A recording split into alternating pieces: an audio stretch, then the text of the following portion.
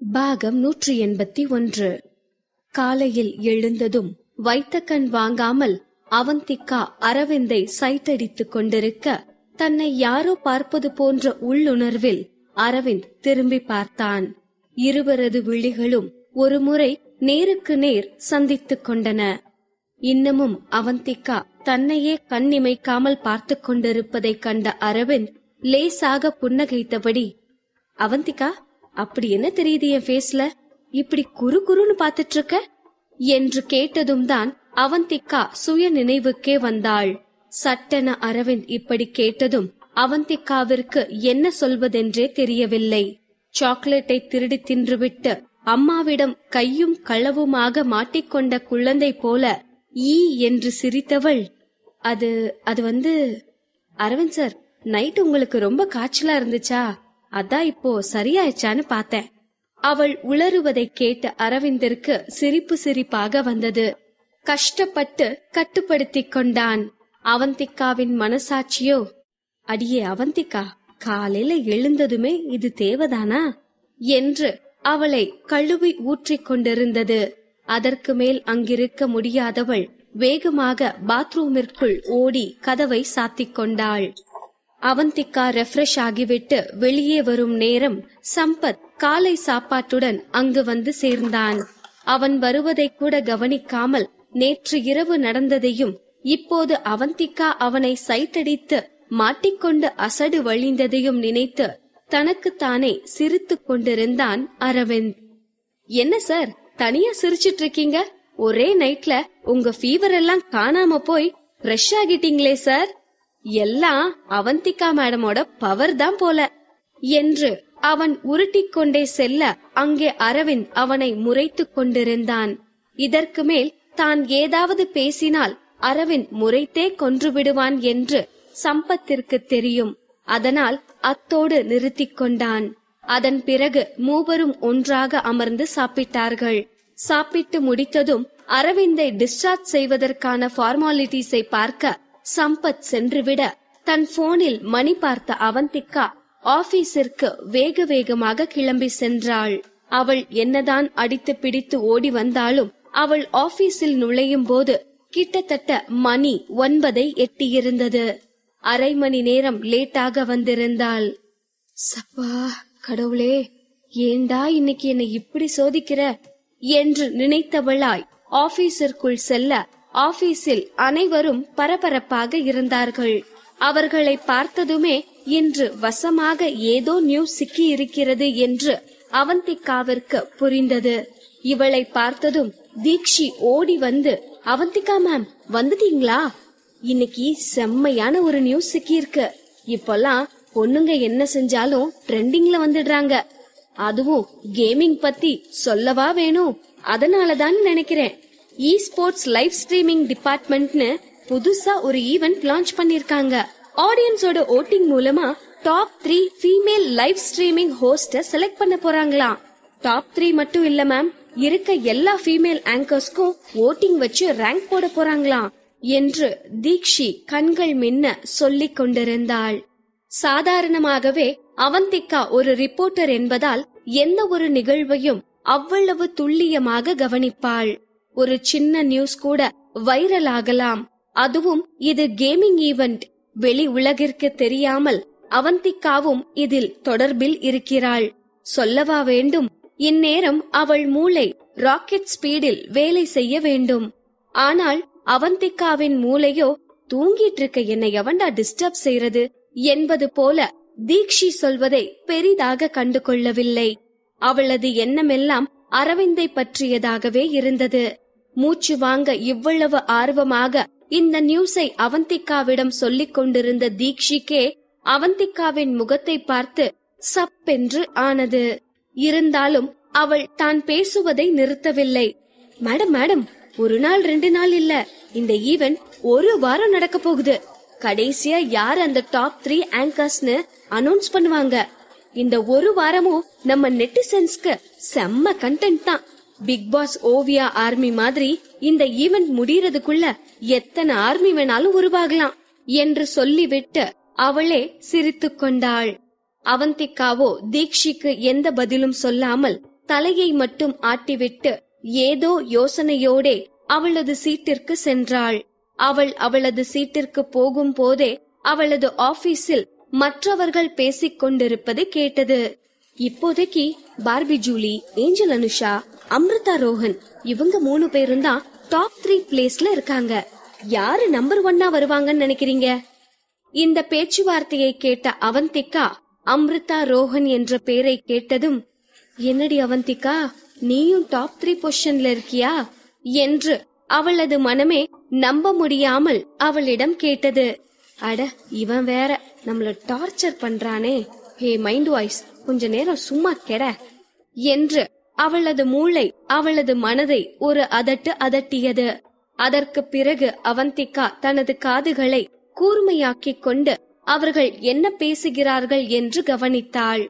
இந்த 3 பேரில் யார் நம்பர் 1 வருவார் என்ற கேள்விக்கு மற்றொருவன் பதில் சொல்லிக் கொண்டிருந்தான். ஆமா, இதுல என்ன நினைப்பு வேண்டியிருக்கு? சந்தேகமே வேணாம், என் செல்ல குட்டி ஜூலி தான் எப்பவும் நம்பர் 1 என்று அவன் சொல்லவும் அவனது முக பாவனைகளை பார்த்து அங்கிருந்தவர்களுக்கு சிரிப்பு வந்தது. ஆனாலும் உன்ன மாதிரி வெறித்தனமான ரசிகர்கள் இருக்கிற வர ஜூலிய யாராலையும் அசைச்சிக்க முடியாது என்று சொல்லி சிரித்தார்கள். மற்றொருவனோ, அப்படி ஜூலி தான் நம்பர் 1ன்னு அடிச்சு சொல்லிட முடியாது, எனக்கு என்னமோ அனுஷா தான் வருவாங்கன்னு தோணுது. இப்போ செகண்ட் பிளேஸ்ல இருந்தாலும் ஜூலிக்கும் அனுஷாவுக்கும் பெரிய ஓட்டு வித்தியாசம்லாம் இல்ல. அனுஷாவோட வெளிப்படையான பேச்சுக்கும் அவங்களோட ஆங்கரிங் ஸ்டைலுக்குமே ஒரு தனி ஃபேன் கூட்டம் இருக்கு என்றான். அதே மாதிரி அம்ரிதாவுக்கும் நல்லா தான் ஓட்டு வந்துட்டு இருக்கு. இ ஸ்போர்ட்ஸ பத்தி புரிஞ்சுக்கணும்னா அதுக்கு அம்ரிதாவோட ஆங்கரிங் தான் கரெக்டா இருக்கும். அவங்க சொல்றதுலயே இ ஸ்போர்ட்ஸ் பத்தி தெரியாதவங்களுக்கு கூட அது மேல ஒரு ஆர்வம் வந்துரும். அவன் முழுதாக பேசி முடிப்பதற்குள் வாய்ப்பே இல்ல என்றான் அந்த ஜூலி ரசிகன். மற்றவர்கள் புரியாமல் ஏன் என்று கேட்க, அந்த சீனு சிங்காரி எல்லாம் ஜெயிக்க வாய்ப்பே இல்ல. ஒரு டைம் ஆச்சும் வீடியோல அவ ஃபேஸ காட்டியிருக்காளா? சரியான தலகணம் புடிச்சவ என்று அவன் சொல்ல, அதுவும் கரெக்ட் தான். ஆனா அவ தலகணம் பிடிச்சவளா இல்ல வீடியோல காட்ட முடியாத அளவுக்கு சரியான சப்பாத்தி மூஞ்சியான்னு தெரியலையே என்று ஒருவன் கமெண்ட் அடிக்க, மீண்டும் அந்த இடம் சிரிப்பு சத்தத்தால் நிறைந்தது.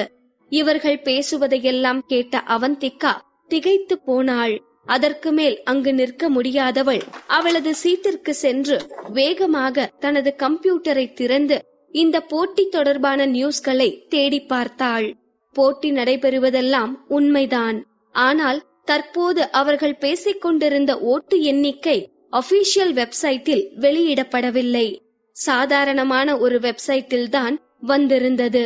அதில் முதல் இடத்தில் ஜூலிக்கு 9000 ஓட்டுகளுக்கு மேல் வந்திருந்தது. 3வது இடத்தில் இருக்கும் அவந்திகாவிற்கு 5000 ஓட்டுகள் வந்திருந்தன. அம்ரிதா ரோஹனிற்கு, அதாவது நம்ம அவந்திகாவிற்கு இயல்பிலேயே வசீகரிக்கும் குரல், அத்தோடு அவளின் தனித்துவமான கணிப்புகளாலும் அதை அவள் விளக்கிச் சொல்லும் விதத்தாலும் அவளுக்கு கணிசமான அளவு ஃபாலோயர்கள் இருந்தார்கள். என்னதான் அவளுக்கு அதிக அளவிலான ஃபேன்கள் இருந்தாலும் இப்போது இவளுக்கு வந்திருக்கும் ஓட்டுகள் குறைவுதான். அந்த பெயர் தெரியாத வெப்சைட்டில் தான் அவந்திகா ஓட்டு எண்ணிக்கைகளை பார்த்தாள். அதனால் இவளது கேமிங் வெப்சைட்டில் சென்று ஓட்டு எண்ணிக்கைகளை பார்க்க வேண்டும் என்று நினைத்து கொண்டாள். ஆனால் அவளுக்கு அடுத்து வந்த வேலைகளால் இந்த ஓட்டு எண்ணிக்கை எல்லாம் பற்றி மறந்தே போனாள். 2 மணி நேரத்திற்கு பின்பு எதிர்பாராத ஒன்று நிகழ்ந்தது. அவந்திகா மேடம், வேகமா பார்பி ஜூலியோட கேமிங் பேஜ் ஓபன் பண்ணி பாருங்களேன். அம்ரிதா ரோஹன் ஏதோ ஏமாத்து வேலை பண்ணி வேகமா ஓட்ட அதிகப்படுத்திட்டு இருக்காங்கன்னு ஜூலி போஸ்ட் போட்டிருக்காங்க என்று கத்திக் கொண்டிருந்தாள். இதை கேட்ட அவந்திகா ஸ்தம்பித்து போனாள். வேகமாக இவள் முன்னர் பார்த்த அந்த வெப்சைட்டில் போய் பார்த்தாள். இப்போது பார்பி ஜூலி எல்லாம் முந்தி அம்ரிதா ரோஹன் 1200 ஓட்டுகளை எட்டியிருந்தாள். அவந்திகாவாலேயே இதை நம்ப முடியவில்லை. கேமிங் பேஜை ஓபன் செய்தாள். சிலரின் ஏமாற்று வேலைகளால் நமது வாக்கு எண்ணிக்கை தற்போது பின்தங்கியுள்ளது. ஆனால் தந்திரங்கள் எப்போதும் வாகை சூடாது, வாய்மையே வெல்லும் ரசிகர்களின் தொடர் ஆதரவால் நாம் மீண்டும் முன்னிலைக்கு வருவோம் என்ற நம்பிக்கை எனக்குள்ளது என்று ஜூலி போஸ்ட் போட்டிருந்தாள். அவள் போஸ்ட் போட்ட அடுத்த நொடியில் இருந்து ஆயிரக்கணக்கானோர் அதற்கு கமெண்ட் செய்து கொண்டிருந்தார்கள். அனைத்து கமெண்ட்களும் அவந்திகாவிற்கு எதிரானதாகத்தான் இருந்தது. இது ஒரு சாதாரண காம்படிஷன் தான், இதுல போய் இப்படி கேவலமா நடந்துக்கணுமா என்ன? ச்சே, இவெல்லாம் என்ன மாதிரியான பொண்ணு? அம்ரிதா ரோஹன், உனக்கே இது கேவலமா தெரியல? உனக்கெல்லாம் எங்க பார்பி ஜூலிக்கு போட்டியா இருக்க கூட தகுதி இல்ல. உன் ஃபேஸ கூட தைரியமா காட்ட முடியாத பயந்தாங்கோழி, நீ எல்லாம் நம்பர் 1 ஆகணும்னு நினைக்கிறது ரொம்ப ஓவர். எதுவா இருந்தாலும் நியாயமா போட்டி போடணும். உனக்கு 1 மில்லியன் ஃபேன்ஸ் கூட இல்ல, ஆனா எங்க பார்பி ஜூலிக்கு 2 மில்லியன் ஃபேன்ஸ் இருக்காங்க. அப்படி இருக்கேல உன்னால எப்படி எங்க பார்பி ஜூலிய விட அதிகமா ஓட்டு வாங்க முடியும்? இப்படியெல்லாம் ஏமாத்தி ஓட்டு வாங்க உனக்கு வெக்கமா இல்லையா? இவ்வாறு ஒவ்வொரு கமெண்டிலும் பார்பி ஜூலியின் ஃபேன்ஸ் அம்ரிதாவை கழுவி கழுவி ஊற்றியிருந்தார்கள். இதெல்லாம் பார்க்க அம்ரிதாவுக்கு கடுப்பாக இருந்தது. அவளால் கோபத்தை கட்டுப்படுத்தவே முடியவில்லை. வேகமாக கேமிங் பேஜில் தனது அக்கவுண்டில் லாகின் செய்து ஒரு போஸ்ட் போட போனாள். அப்பொழுதுதான் இவளுக்கு பிரைவேட் மெசேஜ் ஒன்று வந்திருப்பதை கவனித்தாள். அது பார்பி ஜூலியிடம் இருந்துதான் வந்திருந்தது. இது ஒரு சாதாரண ரேங்கிங் தான். ஆரம்பத்துல நான் கூட போட்டி போடவோ சண்டை போடவோ விரும்பல. ஆனா எப்ப நீ கொஞ்சம் கூட நியாயம் இல்லாம ஜெயிக்கிறதுக்காக ஏமாத்து வேலை பண்ணுனியோ அப்பவே கடைசி வரை உன் கூட போட்டி போடணும்னு முடிவு பண்ணிட்டேன். இனி மோதி பாத்துருவோம், நீயா நானான்னு. இந்த மெசேஜை பார்த்ததும் அவந்திகா ஒரு நிமிடம் ஸ்தம்பித்து போனாள். ச்சே, ஏற்கனவே 1008 பிரச்சனை, இதுல இது வேற. எங்கிருந்துதான் இந்த பிரச்சனை எல்லாம் என்னவே தேடி தேடி வருதோ தெரியல என்று தனக்கு தானே முணுமுணுத்துக் கொண்டாள். இப்போது இங்கு என்ன நடந்து கொண்டிருக்கிறது என்றே அவந்திகாவிற்கு ஒன்றும் புரியவில்லை. இது ஒரு புது தலைவலி என்றுதான் நினைத்தாள். போனில் எதையோ பார்த்து சிரித்து கொண்டே அங்கு வந்த தீக்ஷி, அவந்திகா மேடம், இங்க பாருங்களேன், இவ்ளோ நாளா இந்த பார்பி ஜூலி ஒரு திறமையான கேமர், அதே மாதிரி நல்ல லைவ் ஸ்ட்ரீம் ஹோஸ்ட்னு மட்டும்தான் நினைச்சேன். ஆனா இவ இப்படி ரெட்ட வேஷம் போட்டு ஊரை ஏமாத்துற ஃப்ராடுன்னு இப்பதான் தெரியுது.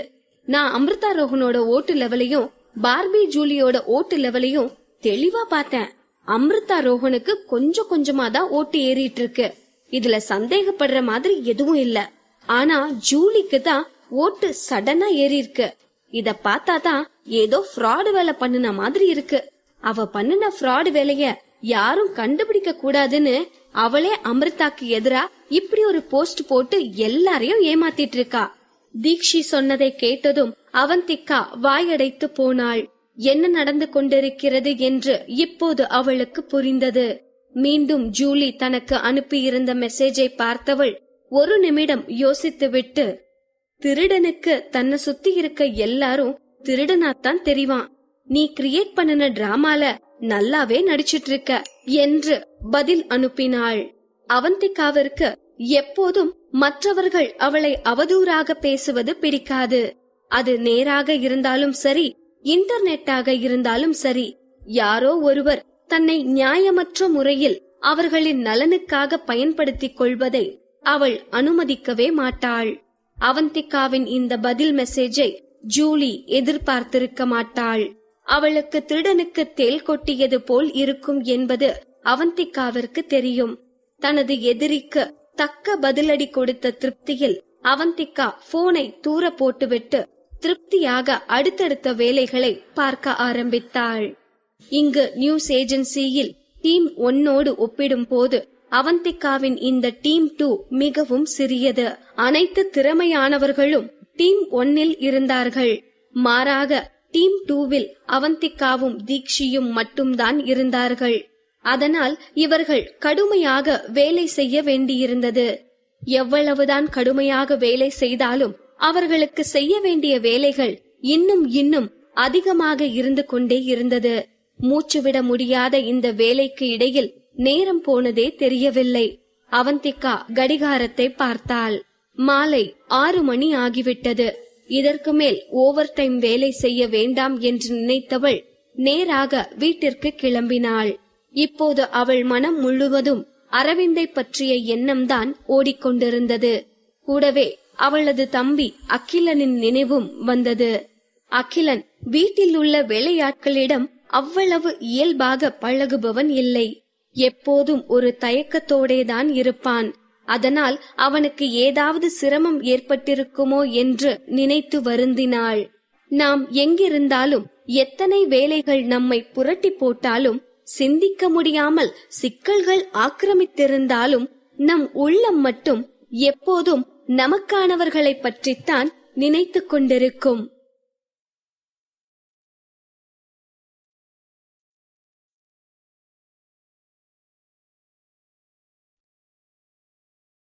பாகம் 182. அரவிந்தையும் அகிலனையும் நினைத்த பிறகு அவந்திகாவால் அதற்கு மேல் ஆபீஸில் இருக்க முடியவில்லை. இனி எந்த வேலையாக இருந்தாலும் நாளை வந்து பார்த்து கொள்ளலாம் என்று அனைத்தையும் எடுத்து வைத்துவிட்டு ஒரு கேப் பிடித்து வீடு நோக்கி சென்றாள். வீட்டில் நுழைந்ததும் அகிலன் ஹாலில் தான் இருந்தான். அவனை பார்த்ததும் அவந்திகாவிற்கு காலையில் இருந்து நடந்த கலேபரங்கள் அனைத்தும் மறந்துவிட்டன. அகில், என்னடா ஹால்லயே இருக்க? எனக்காக வெயிட் பண்ணிட்டு இருந்தியா? மதியெல்லாம் ஒழுங்கா சாப்பிட்டியா இல்லையா? மாத்திரெல்லாம் கரெக்டா போட்டுதானே என்று அடுக்கிக் கொண்டே போனாள். அக்கா அக்கா, கொஞ்சம் மூச்சு வாங்கிக்கோ. நான் சாப்பிட்டேன், மாத்திரை போட்டேன், இங்க பாரு எவ்ளோ தெம்பா இருக்கேன்னு என்று சொல்லி கையை மடக்கி ஆம்சை காட்ட அவந்திகாவின் முகத்தில் புன்னகை தோன்றியது. பாசமாக அவன் முடியை கோதியவள் சுற்றும் முற்றும் பார்த்துவிட்டு, அகில், மாமா எங்க? இன்னும் அவரு வீட்டுக்கு வரலையா என்று கேட்டாள். மாமா அப்பவே வந்துட்டாருக்கா, மேல ரூம்ல இருக்காரு என்று மேலே கை காண்பித்தான்.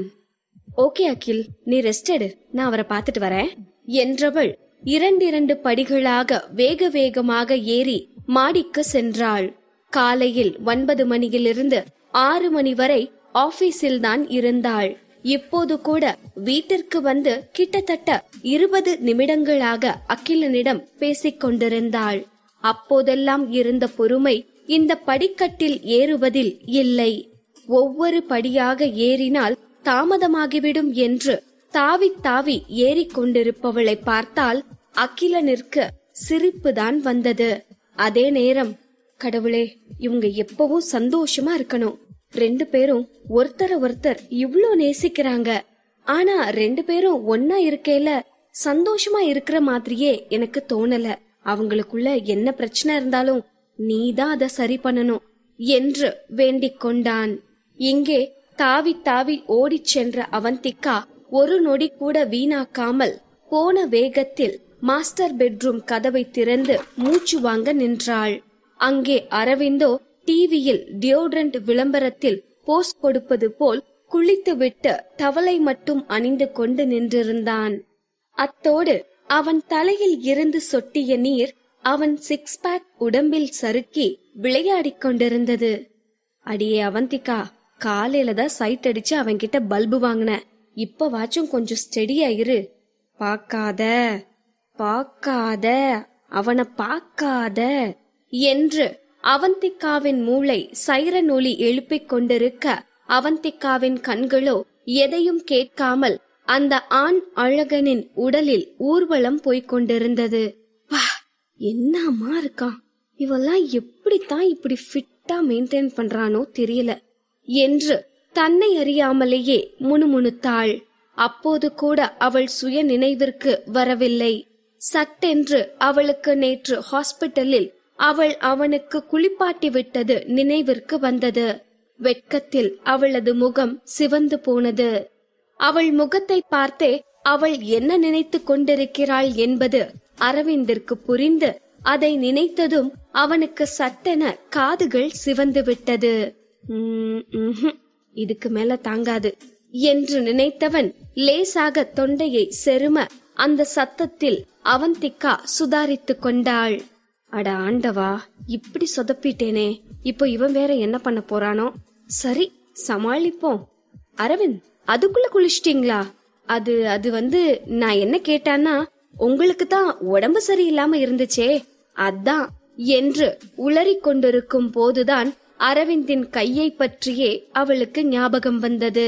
அவன் கையில் போடப்பட்டிருந்த கட்டு இன்னும் பிரிக்கப்படாமல் தான் இருந்தது. ஆனால் அது நீரில் பட்டு சொத சொதவென்று நனைந்திருந்தது. ஐயோ அரவிந்த், என்ன வேலை பண்ணி வச்சிருக்கீங்க? உங்களை யாரு தனியா குளிக்க சொன்னது? உங்க கைய நனைக்க கூடாதுன்னு தெரியாதா உங்களுக்கு? ஏன் இப்படி எல்லாம் பண்றீங்க என்று அவன் கையை பிடித்து கத்திக் கொண்டிருந்தாள். அரவிந்திற்கு அவந்திகாவின் இந்த செயல் மிகவும் பிடித்திருந்தது. அவன் மீது காட்டும் அக்கறை பிடித்திருந்தது. ஆனால் அவன் எந்த உணர்ச்சியையும் தன் முகத்தில் காட்டாமல், நான் கைய நனைக்காம தான் குளிச்சேன் என்றான் அமைதியாக. உடலங்கா, அறிவிருக்காயா? இதுதான் நனைக்காம குளிச்ச லட்சணமா? பேண்டேஜ்ல இருந்தே தண்ணி சொற்ற அளவுக்கு கைய நனைச்சு வச்சிருக்கீங்க என்றவள் அப்படியே அவனை சோஃபாவில் அமர்த்திவிட்டு வேகமாக ஃபர்ஸ்ட் எய்ட் பாக்ஸை எடுத்து வந்து சோஃபாவில் அவன் அருகிலேயே அமர்ந்து அவன் கையை தன் மடியில் எடுத்து வைத்து ஈரமான அந்த பேண்டேஜை பிரிக்க ஆரம்பித்தாள். பெரிய ஆக்டரா இருந்தா மட்டும் பத்தாது, கொஞ்சமாச்சும் மூளை இருக்கணும். உடம்புல துளி கூட அக்கறை இல்லாம மண்ணாங்கட்டி என்று வாய் மூடாமல் திட்டிக் கொண்டே பேண்டேஜை பிரித்தாள். ஈரம் பட்டு காயம் ஊறி போய் இருந்தது. இன்னும் 1 இன்ச் போயிருந்தா உள்ளங்கையிலிருந்து கத்தி மேல் பக்கமா வெளியவே வந்திருக்கும். காயம் ரொம்ப ஆழமா இருக்கு என்று டாக்டர் சொன்னதை அரவிந்தும் கேட்டுக்கொண்டுதான் இருந்தான்.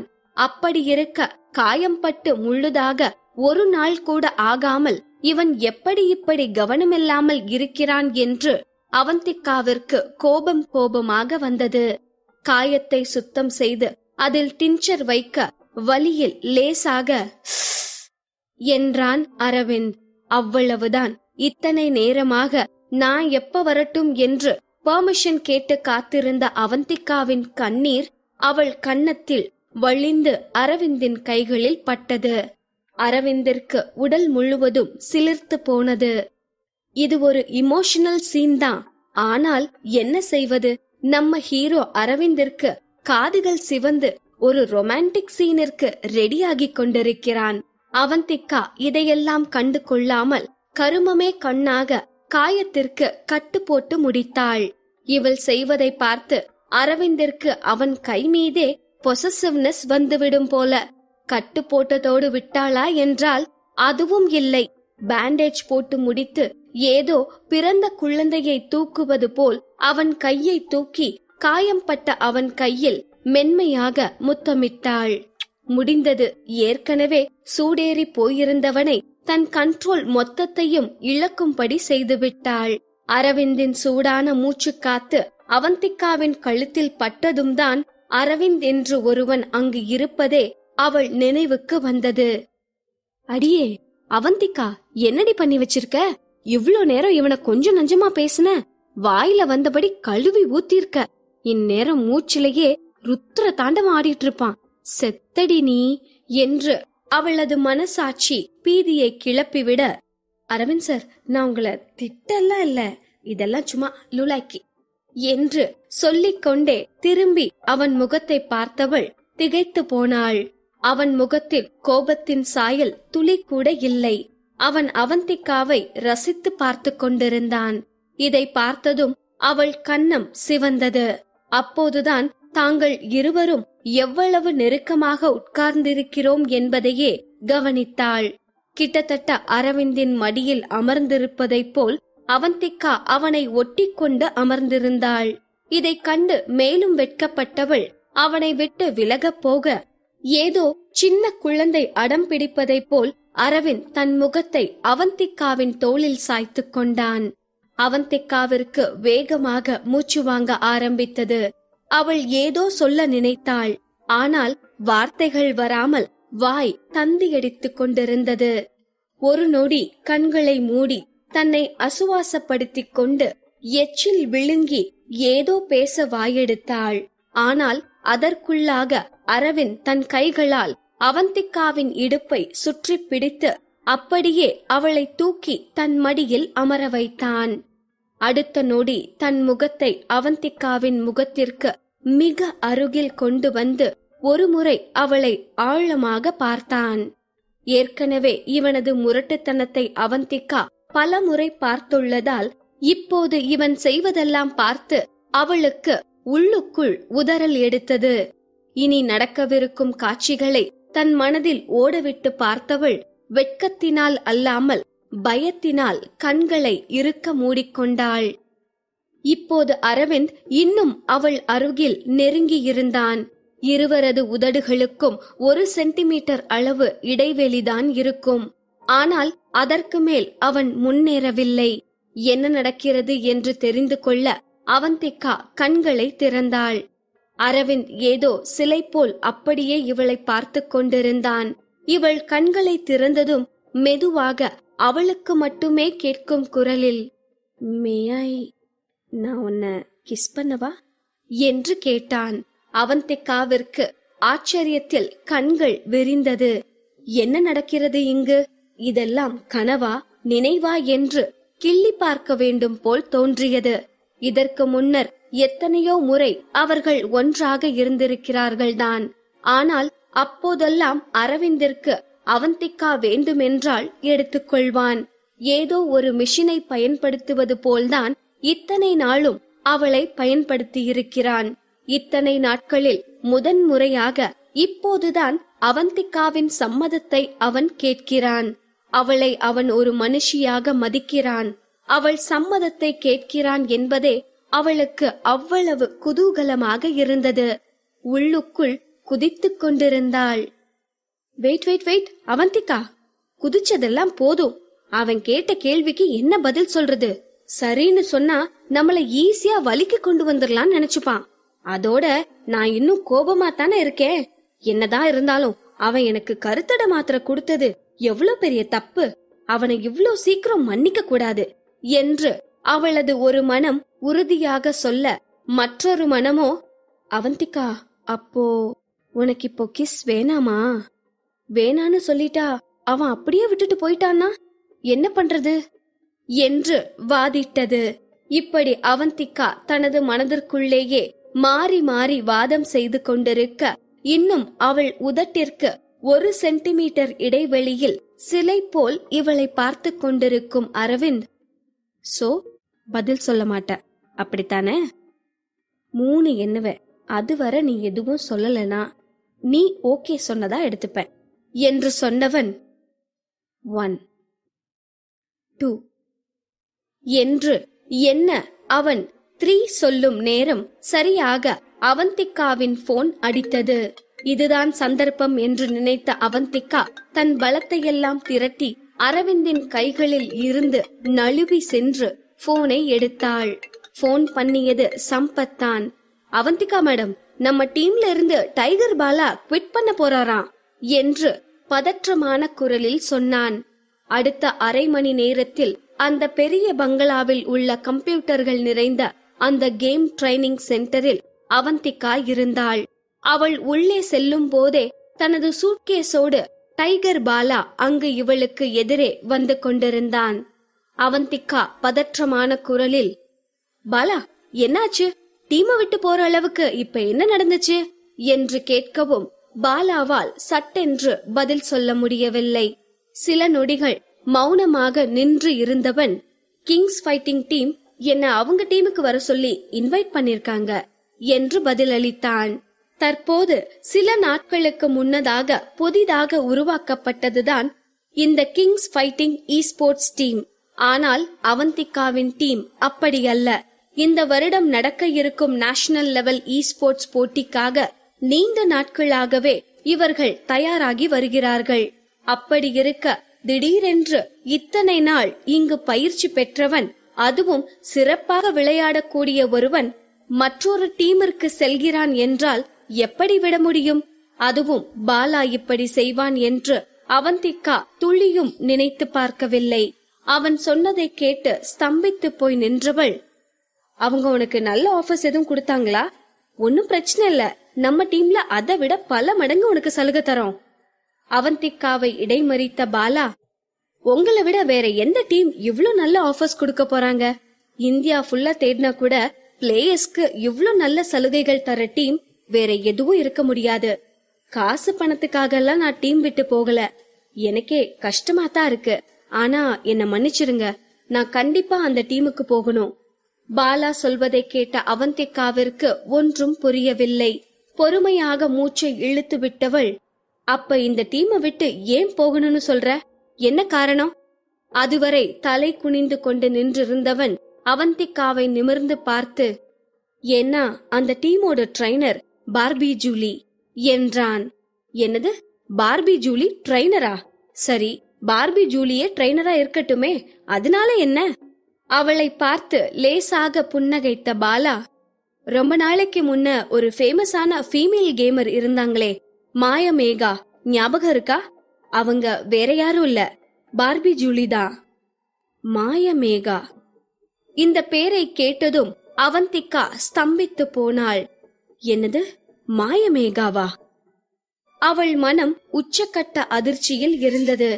எப்போது பாலா கிங்ஸ் ஃபைட்டிங் டீம் என்று சொன்னானோ அப்போதே அவந்திகா இந்த பேரை எங்கோ கேள்விப்பட்டது போல் இருக்கிறதே என்று யோசிக்க ஆரம்பித்திருந்தாள்.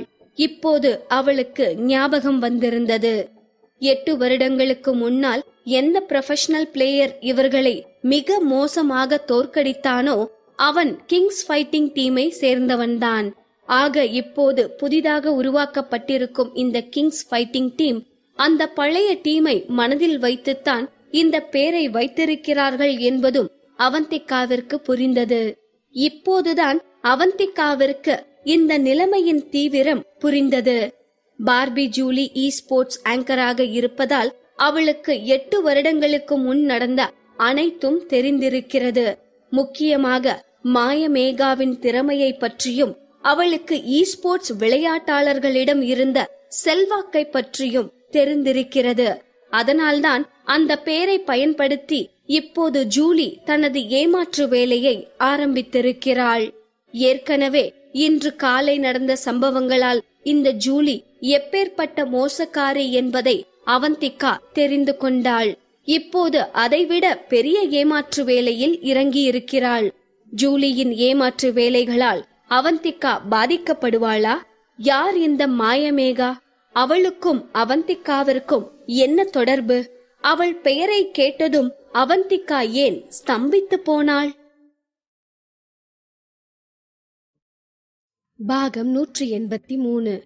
டைகர் பாலா தங்களது டீமை விட்டு வெளியேற போகிறான் என்று தெரிந்ததும் அரக்க பறக்க அங்கே ஓடி வந்த அவந்திகாவிற்கு கிங்ஸ் ஃபைட்டிங் டீம் அவனை அழைத்திருக்கிறார்கள் என்பதும், அத்தோடு பார்பி ஜூலிதான் 8 வருடங்களுக்கு முன் ஸ்போர்ட்ஸ் விளையாட்டில் மகுடம் சூடாத ராணியாக வலம் வந்த மாயமேகா என்று அவன் சொன்னதும் அதிர்ச்சிக்கு மேல் அதிர்ச்சியாக இருந்தது. அவள் அப்படியே ஸ்தம்பித்து போய் நின்றிருக்க, பாலாவோ இவள் பதிலுக்காக காத்திருக்காமல் அவன் சூட்கேஸை இழுத்து கொண்டு நடக்க ஆரம்பித்தான். பாலா, ஒரு நிமிஷம், பார்பி ஜூலிதான் மாயாமேகான்னு உனக்கு யார் சொன்னது என்று அவந்திகாவின் வார்த்தைகளால் திரும்பி பார்த்தான் பாலா. அவனுக்கு அவந்திகா இப்படி விடாமல் நோண்டி நோண்டி கேள்வி கேட்டு கொண்டிருப்பது சுத்தமாக பிடிக்கவில்லை. ஆனால் என்ன செய்வது? இத்தனை நாள் அவன் இந்த டீமில்தானே இருந்திருக்கிறான். அதனால் வேறு வழியின்றி வேண்டா வெறுப்பாக பதிலளித்தான். அவங்களேதான் சொன்னாங்க, ஏதோ பர்சனல் ரீசனுக்காக அவங்கதான் மாயாமேகான்ற விஷயத்த சீக்ரெட்டா வச்சிருக்காங்க. அதோட அவந்திகா, இன்னொரு விஷயத்தையும் யோசிச்சு பாருங்க. ஜூலியோட கேம் மூமெண்ட்ஸ் அப்படியே மாயாமேகாவோட மூமெண்ட்ஸ் மாதிரியே தான் இருக்கும். எனக்கு முன்னவே இவங்கதான் மாயாமேகான்ற சந்தேகம் இருந்துச்சு. இப்போ கன்ஃபார்ம் ஆகிருச்சு. ஒரே விஷயம் என்னன்னா, இப்ப அவங்களுக்கு கொஞ்சம் வயசாகிட்டதால முன்ன மாதிரி கேமிங்ல அவ்வளவு ஆக்டிவா இருக்க முடியறது இல்ல. என்னது, வயசாகிட்டதால முன்ன மாதிரி கேம்ல ஷார்ப்பா இருக்க முடியலையா? இதை யாரு சொன்னது? இதையும் அந்த ஜூலி தான் சொன்னாங்களா என்று அவந்திகா கேட்கவும் பாலா கடுப்பான தொனியில் ஆமா என்றான். ச்சே, இந்த ஜூலி எவ்வளவு ஒரு கேவலமான பிறவியா இருந்தா இப்படி கேவலமா ஊரை ஏமாத்திட்டு இருப்பா. இதை நினைக்கும் போதே அவந்திகாவிற்கு ஆத்திரமாக வந்தது. பாலா, உண்மையான மாயாமேகா ஜூலி கிடையாதுன்னு நான் சொன்னா என்று அவந்திகா ஏதோ சொல்லிக் கொண்டிருக்க, முழுமையாக அவள் பேசி முடிப்பதற்குள்ளாக பலமான கை ஒன்று அவளது தோள்களை தொட்டது. யார் என்று திரும்பி பார்த்த அவந்திகாவிற்கு ஆச்சரியமாக போனது. இவள் தோளில் கை போட்டுக் கொண்டு இவளுக்கு பின்பாக அரவிந்த் தான் நின்று கொண்டிருந்தான். சம்பத்திடமிருந்து போன் வந்ததும் அரவிந்த் தான் அவந்திகாவை ட்ரைனிங் சென்டருக்கு அழைத்து வந்திருந்தான். பிரச்சனையை சரி செய்ய வேண்டும் என்று அவந்திகா வேக வேகமாக உள்ளே வந்துவிட அரவிந்த் காரை பார்க் செய்து கொண்டிருந்தான். அதனால் இப்போதுதான் உள்ளே வருகிறான். அவந்திகா, ஒரு நிமிஷம் என்று அரவிந்த் சொல்ல, என்ன என்று புருவம் உயர்த்தி கேள்வியாக அவந்திகா அவனை பார்த்தாள். இந்த பிரச்சனைய நான் பாத்துக்கிறேன் என்று அவன் தலையசைத்து சைகை செய்யவும் அவந்திகா எதுவும் பேசாமல் அமைதியானாள். ஒருமுறை பாலாவையும் அவன் கையில் வைத்திருந்த சூட்கேஸையும் கூர்ந்து பார்த்தவன் ஒரு நிமிடம் கூட யோசிக்காமல், எந்த பிரச்சனையும் இல்ல, நீ போகலாம். நம்ம கான்ட்ராக்ட் மீறி நீ போறதால பெனால்டி கட்டணும்னு யோசிக்க வேணாம், அது எதுவும் தேவையில்லை, யூ மே கோ என்றான். அவன் பேச்சில் தெரிந்த அலட்சியம் பாலாவை அவன் ஒரு பொருட்டாக கூட மதிக்கவில்லை என்று காட்டியது. அரவிந்தின் இந்த வார்த்தைகள் அவந்திகா, பாலா, சம்பத் என்று அனைவருக்கும் ஆச்சரியமாக இருந்தது. இந்த ட்ரைனிங் சென்டரே அரவிந்துடையதுதான். அப்படி இருக்கையில் அவனது பேச்சிற்கு அங்கு மறு பேச்சில்லை. அரவிந்திற்கு ஆன்லைன் கேமிங்கில் அதிக ஆர்வம் இருப்பதால் அவன்தான் இந்த கேமிங் சென்டரை ஆரம்பித்திருந்தான். இது பலருக்கும் தெரிந்த விஷயம்தான். அதேபோல் அவந்திகா அங்கு ட்ரெய்னராக இருக்கிறாள். அதனால்தான் சம்பத் அங்கு ஒரு சிக்கல் என்றதும் அவந்திகாவிற்கு கால் செய்தான். ஒரு ட்ரெய்னராக அவந்திகாவும் அதன் முதலாளியாக அரவிந்தும் அங்கு வந்ததால் இவர்களது வரவு அங்கிருந்த யாரையும் ஆச்சரியப்படுத்தவில்லை. சாதாரணமாகத்தான் அங்கிருப்பவர்கள் எடுத்துக்கொண்டார்கள். அரவிந்த் சொன்னதை கேட்ட டைகர் பாலா அவந்திகாவை ஒரு முறை பார்த்துவிட்டு மற்ற யாரிடமும் ஒன்றும் சொல்லிக் கொள்ளாமல் தனது சூட்கேஸை எடுத்துக்கொண்டு அங்கிருந்து கிளம்பினான். பாலா அங்கிருந்து சென்றதும் அரவிந்த் அங்கு கூடியிருந்த மற்றவர்களை பார்த்து, அவ்வளவுதானா, இன்னும் யாராவது போகணுமா? தாராளமா இப்பவே கிளம்பலாம், ஒன்னும் பிரச்சனை இல்ல என்று சொல்லவும் புல்லிங்கோ போல் ஸ்டைலாக லாலிபாப் சாப்பிட்டுக் கொண்டே இந்த கலேபரங்களை கவனித்துக் கொண்டிருந்த வியன், என்ன சார், இங்க எதுவும் பிரச்சனை நடந்துச்சா? ஆமா, நீங்கெல்லாம் எப்ப வந்தீங்க என்று கேட்பவன் போல் சட்டென்று கம்ப்யூட்டர் பக்கம் திரும்பி படபடவென கீபோர்டை தட்டி ஏதோ தீவிரமாக கேம் விளையாடுபவன் போல் காட்டிக்கொண்டான். அவன் செயலை கவனித்த அவந்திகாவிற்கு அதுவரை இருந்த இறுக்கமான மனநிலை மாறி சிரிப்பு வந்துவிட்டது. மற்ற பிளேயர்கள் ஒருவர் முகத்தை ஒருவர் பார்த்து கொண்டு, நாங்கெல்லாம் யாரும் அப்படி போக மாட்டோம் சார் என்று அரவிந்திற்கு பதில் அளித்தார்கள். அப்ப சரி, எல்லாரும் உங்க ட்ரைனிங்க கண்டினியூ பண்ணுங்க. சீக்கிரமே நேஷனல் லெவல் இ ஸ்போர்ட்ஸ் காம்படிஷன் வரப்போகுது. அதுல நம்ம டீம் தான் வின் பண்ணணும். தீவிரமா பிராக்டிஸ் பண்ணுங்க என்று சொன்ன அரவிந்த் கிளம்பி தன் காருக்கு வந்தான். அதற்கு பிறகு அவந்திகா சற்று நேரம் அங்கிருந்த பிளேயர்களிடம் பேசிவிட்டு வெளியே வந்தாள். அரவிந்த் அதுவரை காரில் அவந்திகாவிற்காக காத்து கொண்டிருந்தான். அவந்திகா காரில் ஏறியதும் அரவிந்த் எதுவும் பேசாமல் காரை ஸ்டார்ட் செய்தான். அவந்திகாவின் பார்வை முழுவதும் அரவிந்தின் காயம்பட்ட கையில்தான் இருந்தது. தனது கையில் இப்படி ஒரு காயம் இருப்பதையே பொருட்படுத்தாமல் அவன் இயல்பாக ஸ்டியரிங்கை பிடித்து காரை ஓட்டிக் கொண்டிருந்தான். இவனால் மட்டும் எப்படி இதெல்லாம் முடிகிறது என்று யோசித்துக் கொண்டிருந்தவளின் பார்வை அப்படியே கார் கண்ணாடிக்கு வெளியே சாலை மீது பட்டது. பெரிதாக போக்குவரத்து நெரிசல் இல்லாத ஹைவேயில் கார் சென்று கொண்டிருந்தது. சாலைக்கு இருபுறமும் வீடுகளும் பெரிதாக இல்லை. அங்கொன்றும் இங்கொன்றுமாகத்தான் வீடுகள் தென்பட்டன. நட்சத்திரங்கள் சூழ்ந்திருந்த வானில் தெரிந்த பிறை நிலவை பார்த்ததும் அவந்திகாவிற்கு ஏனோ சற்று நேரத்திற்கு முன் இவளை முத்தமிடுவதற்காக அவ்வளவு நெருக்கத்தில் இருந்த அரவிந்தின் உதடுகள் போல் தோன்றியது. இந்த எண்ணமே அவள் கன்னத்தை சிவக்க வைக்க போதுமானதாக இருந்தது. அதே நேரம் பாலா சொன்ன மாயமேகா என்ற பெயர் அவந்திகாவின் காதுகளில் இன்னும் கேட்டுக்கொண்டே இருந்தது. அவளது மனதில் 8 வருடத்திற்கு முன் நடந்த அந்த நிகழ்வுகள் மின்னல் போல் தோன்றி மறைந்தன. நல்ல வேளை நல்ல நேரத்துக்கு அரவிந்த் வந்தாரு. நான் மட்டும் முழுசா அத பேசி முடிச்சிருந்தேன்னா பெரிய ஜோக் சொன்ன மாதிரி ஆகியிருக்கும்.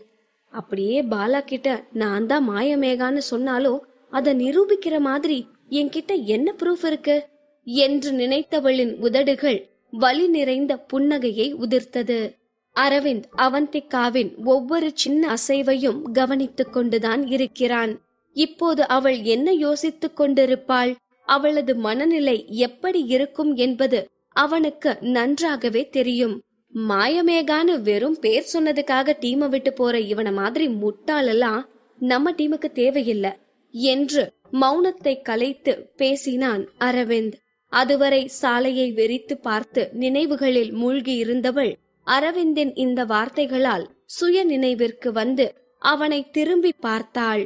அவன் முகம் எப்போதும் போல்தான் எந்த உணர்ச்சிகளையும் வெளிப்படுத்தாமல் இருந்தது.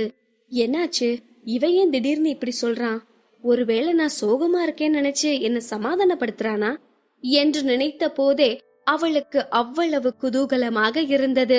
இதுவரை யோசித்துக் கொண்டிருந்ததை எல்லாம் மறந்து புன்னகைத்தாள். சில நொடி மௌனத்திற்கு பின், அரவிந்த், நான் தான் அமிர்தா ரோஹன்னு எப்ப கண்டுபிடிச்சீங்க என்று ஆர்வமாக கேட்டாள். இதுநாள் வரை அவந்திகா அரவிந்திடம் அவள்தான் அமிர்தா ரோஹன் என்று சொன்னதில்லை. அவர்களது உறவும் மனம் திறந்து ஒருவரை பற்றி ஒருவர் தெரிந்து கொள்ளும் அளவிற்கு வலிமையானதாக இல்லை. ஆனால் அரவிந்திற்கு இவள்தான் அமிர்தா ரோஹன் என்று தெரிந்து இருந்தது. அதனால்தான் அவளை தனது கேமிங் சென்டருக்கு ட்ரெய்னராக போட்டான்.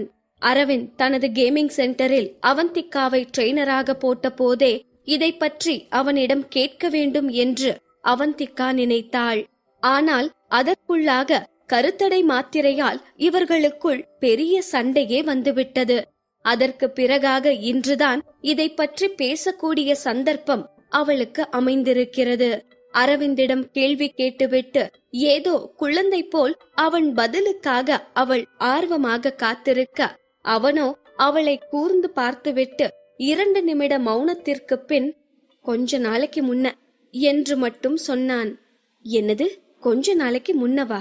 அதாவது அந்த கொஞ்ச நாள் முன்னன்றது கரெக்டா எவ்வளவு நாளைக்கு முன்ன என மீண்டும் அவள் கேட்க, இந்த முறை அவனிடமிருந்து எந்த பதிலும் வரவில்லை. இவெல்லாம் என்னதான் பிறவியோ, எப்ப பாரு இஞ்சி தின்ன மங்கி மாதிரியே மூஞ்ச வச்சிருக்கான்.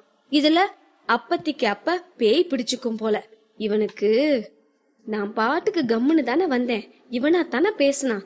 இப்ப நான் பேசினா மட்டும் பதில் சொல்லாம உருன்னு மூஞ்சி வச்சிருக்கான்.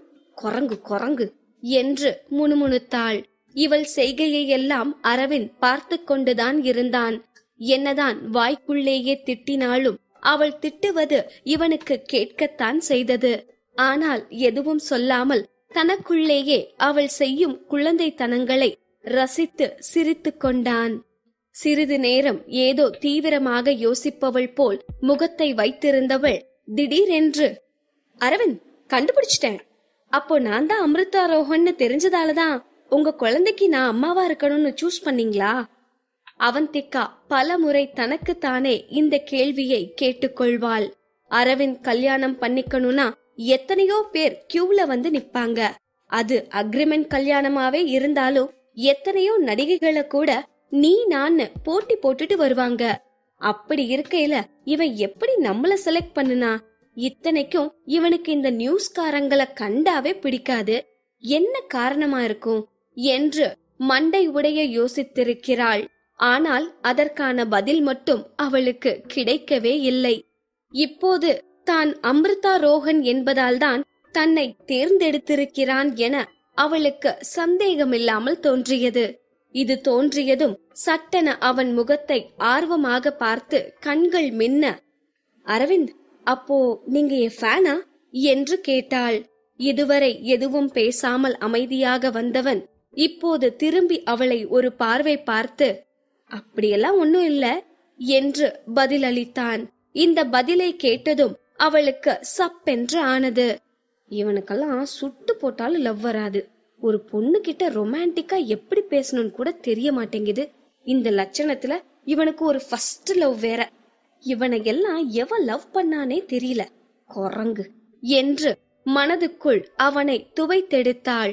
மனதில் திட்டியது பத்தாது என்று நேரடியாக அவனை திட்டுவதற்காக இவள் வாய் திறக்க, இவ்ளோ நாள் ஃபேன் இல்ல, ஆனா இனிமே ஃபேனா இருப்பேன் என்று அரவிந்த் சொல்லவும் வாயடைத்து போனாள். அவள் காதுகளை அவளாலேயே நம்ப முடியவில்லை. இப்போ இவர் என்ன சொன்னாரு? எனக்கு சரியாத்தான் கேட்டுச்சா? ஒருவேளை இது என் பிரம்மையா இருக்குமோ?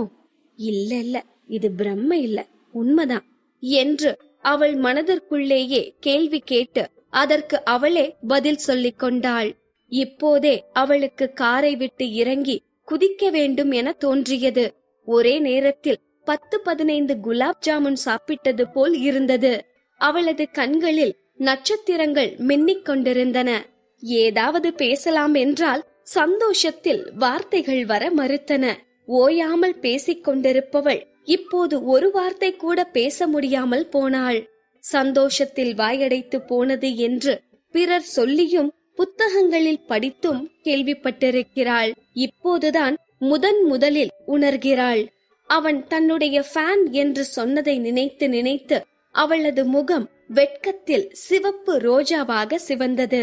அரவிந்தும் இதையெல்லாம் கவனித்துக் கொண்டுதான் இருந்தான். இதுவரை இருந்தது போல் உணர்ச்சியில்லாத ரோபோவாக இப்போது அவனால் இருக்க முடியவில்லை. வெளியில் தெரியும்படியே சிரித்தான். அவளின் இந்த குழந்தைத்தனமான செயல்களை எல்லாம் தன் கண்களால் போட்டோ எடுத்து காலத்துக்கும் புரட்டி பார்க்கும்படி தன் ஆழ் மனதில் பத்திரமாக சேமித்துக் கொண்டான்.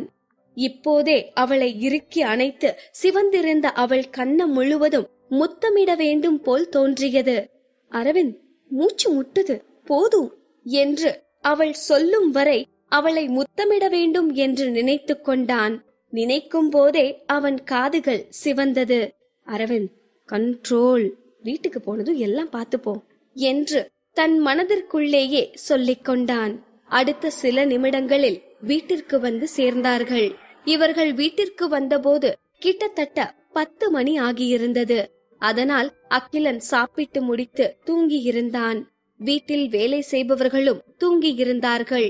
அவந்திகா, அரவிந்த் இருவருமே பசியில்தான் இருந்தார்கள். ஆனால் வயிற்று பசி அல்ல. ஆனாலும் தான் சாப்பிடவில்லை என்றால் அரவிந்தும் சாப்பிட மாட்டான் என்று நினைத்து அவந்திகாவும், தான் சாப்பிடாவிட்டால் அவந்திகா சாப்பிட மாட்டாள் என்று அரவிந்தும் நினைத்ததால் இருவரும் ஒன்றாக அமர்ந்து சாப்பிட்டார்கள். சாப்பிட்டு முடித்ததும் பெட்ரூமிற்கு செல்லாமல் அரவிந்த் ஸ்டடி ரூமிற்கு சென்றான். அவந்திகா பெட்ரூமிற்கு சென்று ஆடைகளை மாற்றிவிட்டு போனை நோண்டிக்கொண்டே அரவிந்திற்காக காத்திருந்தாள். காதல் என்பது விலை உயர்ந்த பரிசுகளிலோ, திருமணம் செய்து கொள்வதிலோ, குழந்தை பெற்றுக் கொள்வதிலோ இல்லை. காதல் புரிதலில் உள்ளது. காதல் பிறருக்காக நாம் செய்யும் சிறு சிறு செயல்களில் உள்ளது. காதல் நம் துணைக்காக நாம் செலவிடும் நேரத்திலும் அன்பான வார்த்தைகளிலும் உள்ளது.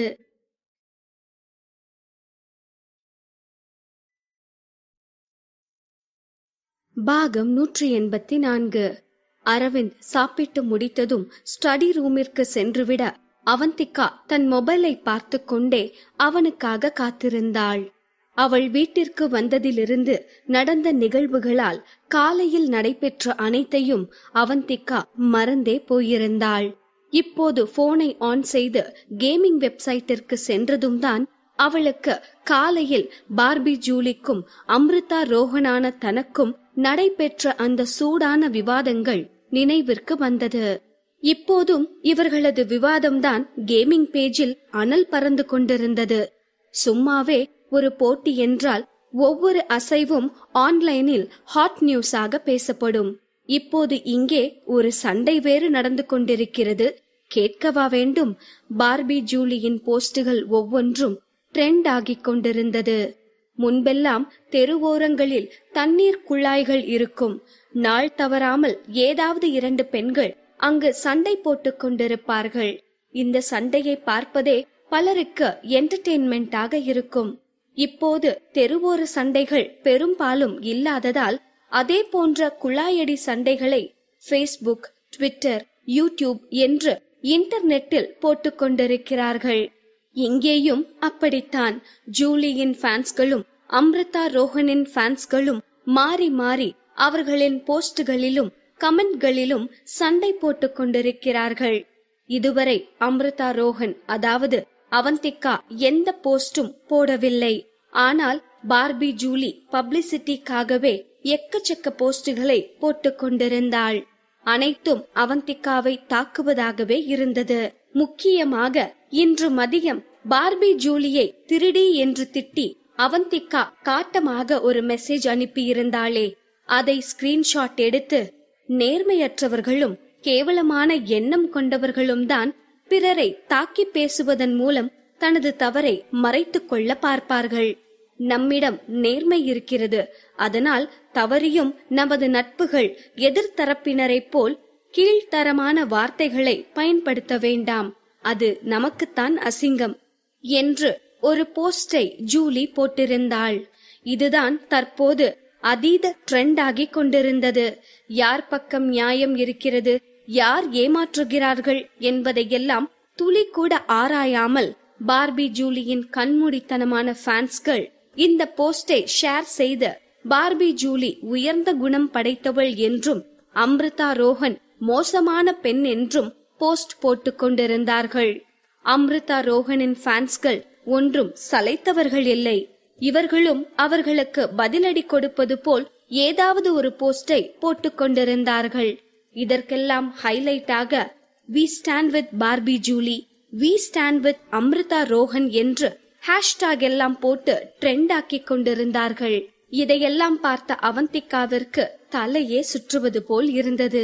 ஏண்டா டேய், உங்களுக்கெல்லாம் வேற வேலை வெட்டியே இல்லையாடா? ஏண்டா இதெல்லாமா ட்ரெண்ட் ஆக்கிட்டு இருப்பீங்க என்று தலையில் அடித்துக் கொள்ளலாம் போல் இருந்தது.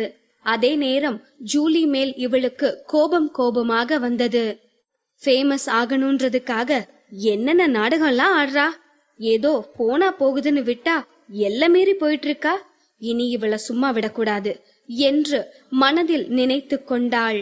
பார்பி ஜூலி போட்ட இந்த நாடகத்தால் அவளுக்கு அதிக அளவிலான ஃபாலோயர்ஸ் வந்திருந்தார்கள். அத்தோடு கணிசமான அளவு ஓட்டுகளும் வந்திருந்தது.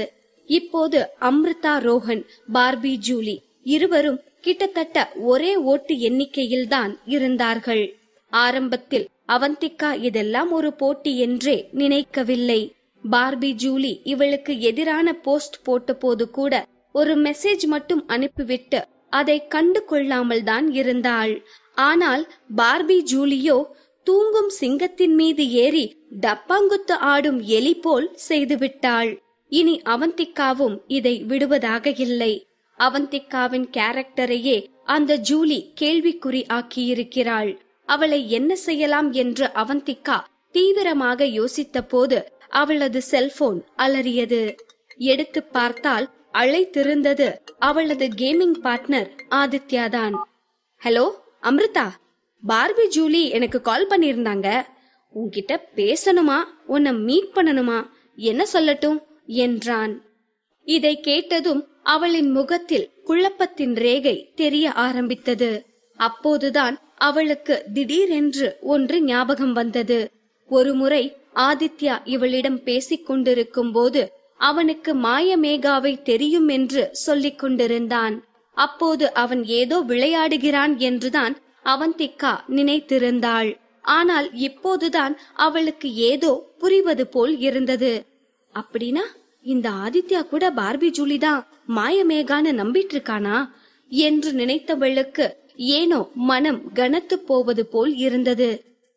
இல்ல அப்படியெல்லாம் இருக்காது, கேமிங்ல இருக்கிறதால இவனுக்கு பார்பி ஜூலிய தெரிஞ்சிருக்கு, அவ்வளவுதான் என்று தனக்கு தானே சமாதானம் செய்து கொண்டவள், ஆமா இந்த பார்பி ஜூலி ஏன் என்ன பார்க்கணும்னு சொல்றா என்று அவந்திகா ஒன்றை மாற்றி ஒன்றை யோசித்துக் கொண்டிருக்க, அம்ரிதா என்னாச்சு, லைன்ல இருக்கியா, ஏன் எதுவும் பேச மாட்ற என்று கேட்கவும் தான் சுய நினைவிற்கு வந்தவளாய், ஆதித்யா இது என்ன புதுசா இருக்கு, உனக்கு தான் தெரியும்ல நான் யாரையும் மீட் பண்ண மாட்டேன்னு என்று சற்று காட்டமான குரலில் பதில் அளிக்கவும் அந்த பக்கம் இருந்த ஆதித்யாவும் கொஞ்சம் பதறித்தான் போனான்.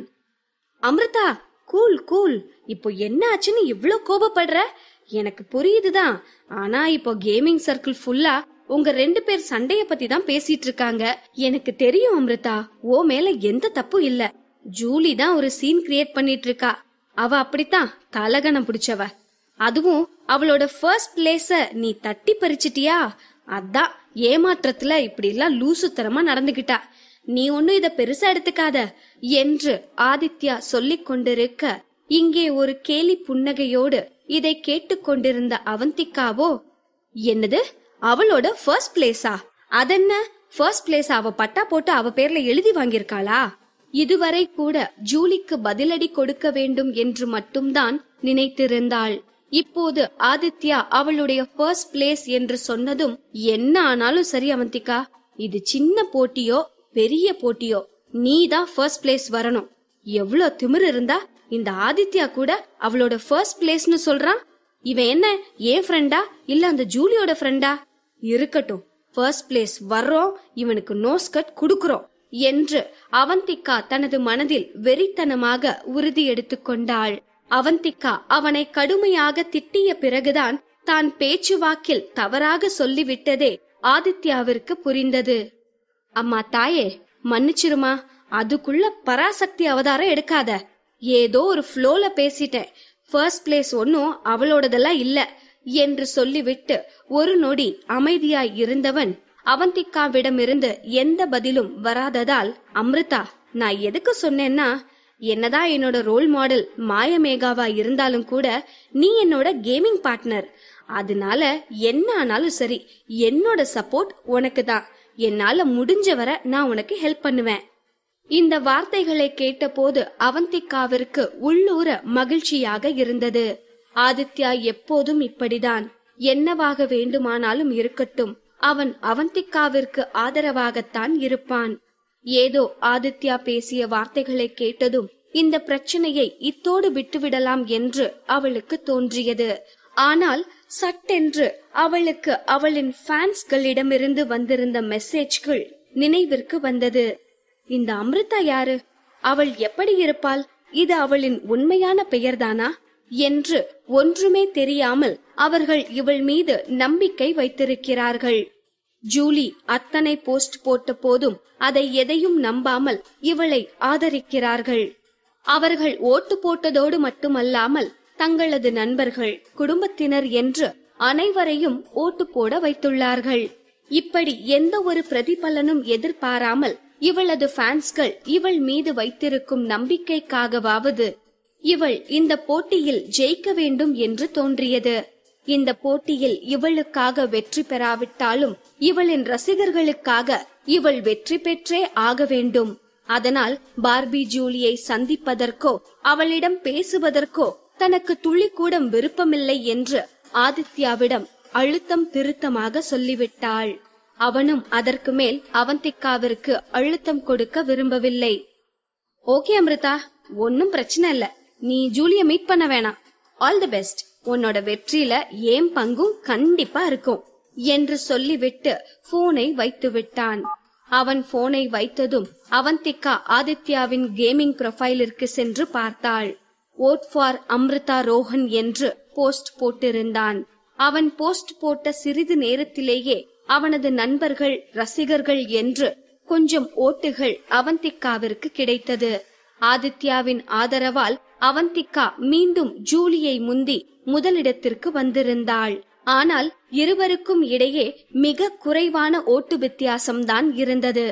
அவந்திகா இதையெல்லாம் பார்த்து கொண்டிருக்கும் போதே யாரோ வெடுக்கென்று அவள் கையில் இருந்த போனை பிடுங்கினார்கள். யார் என்று அவந்திகா அதிர்ச்சியாய் திரும்பி பார்க்க அப்போதுதான் அரவிந்த் அங்கு இருப்பதையே அவள் கவனித்தாள். ஐயோ, இவர் எப்ப வந்தாரு? ஒருவேளை நான் போன் பேசலையே வந்துட்டாரோ?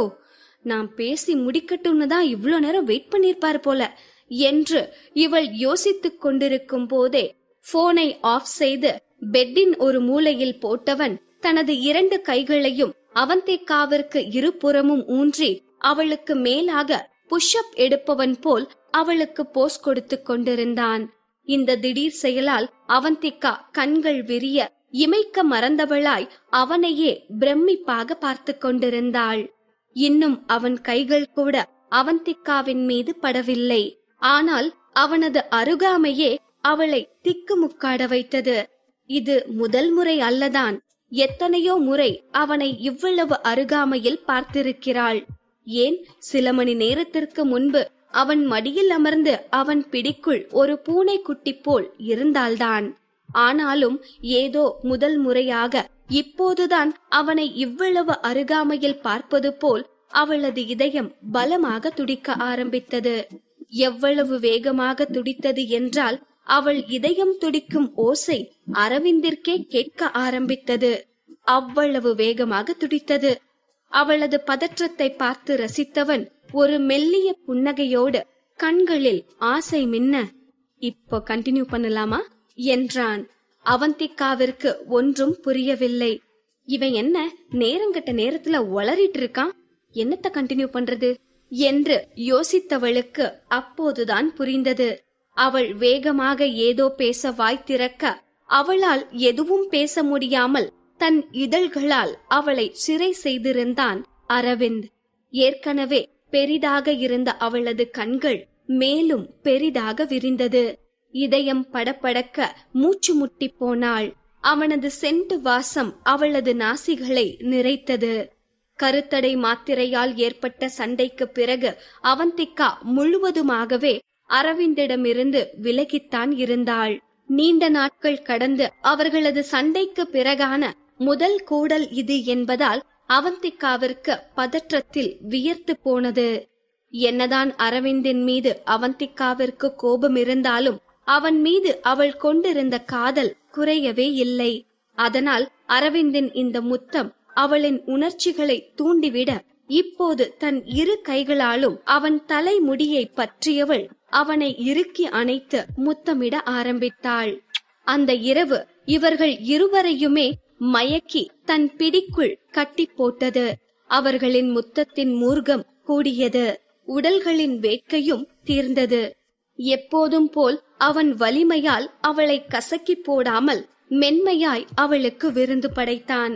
இந்த புணர்வு அவளை புண்படுத்தாமல் அவளுக்கு புத்துணர்வு ஊட்டியது. முடிந்தது.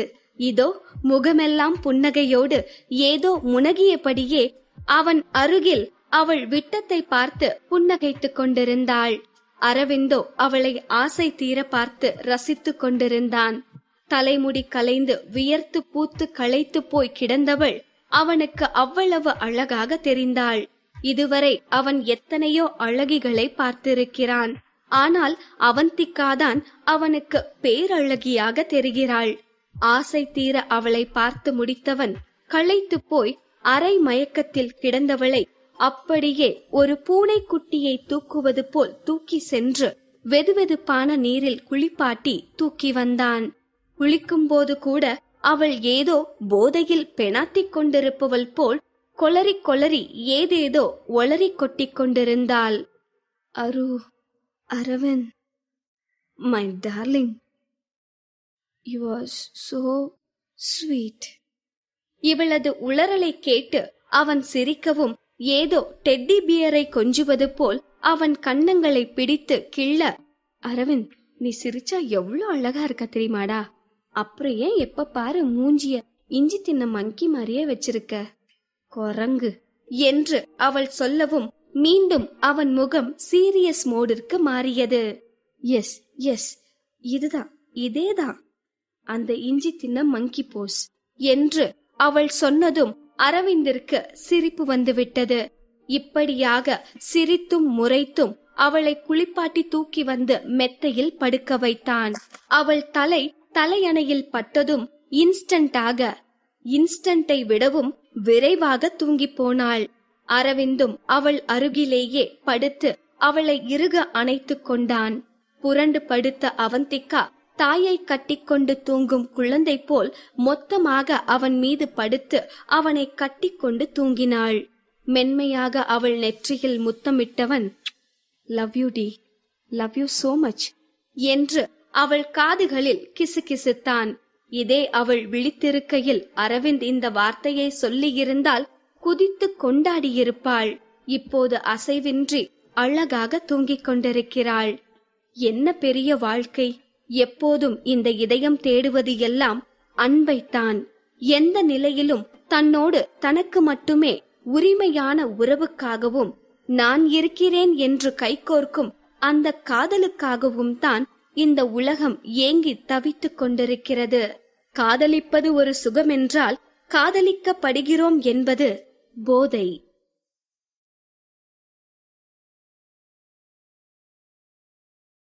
பாகம் 185. மூர்க்கத்தனமாய் முத்தமிட்டு மூச்சு முட்ட காதல் செய்து களைத்து போன அவந்திகாவை குளிப்பாட்டி தன் அணைப்பில் அவளை தூங்க வைத்த அரவிந்த் மென்மையாக அவளுக்கு ஒரு முத்தம் கொடுத்துவிட்டு தானும் அவளோடு தூங்கி போனான். இங்கே அரவிந்தும் அவந்திகாவும் விடிய விடிய காதல் செய்து களைத்து போய் உறங்குகிறார்கள். நாம் அவர்களை டிஸ்டர்ப் செய்யக்கூடாது என்று இந்த சூரியனுக்கு தெரிகிறதா என்ன? கொஞ்சம் கூட மேனர்ஸ் தெரியாத சூரியன் காலையில் எப்போதும் போல ஆஜராகிவிட்டான். எப்போதையும் விட அன்று அரவிந்த் லேட்டாகத்தான் எழுந்தான். ஆனால் அப்போதும் அவந்திகா தூங்கிக் கொண்டிருந்தாள். ஒரு வழியாக இருவரும் எழுந்து குளித்து முடித்து கீழே செல்வதற்கு 10 மணி ஆகிவிட்டது. இவர்களுக்காக அகிலன் டைனிங் டேபிளில் காத்து கொண்டிருந்தான். குட் மார்னிங் அகில் என்று சொன்னவள் செல்லமாக அவன் தலையை வருடிவிட்டு அவன் அருகிலேயே அமர்ந்தாள். அரவிந்த் எப்போதும் போல அகிலனை பார்த்து நட்பாக புன்னகைத்துவிட்டு அவர்களுக்கு எதிரே இருந்த இருக்கையில் அமர்ந்தான்.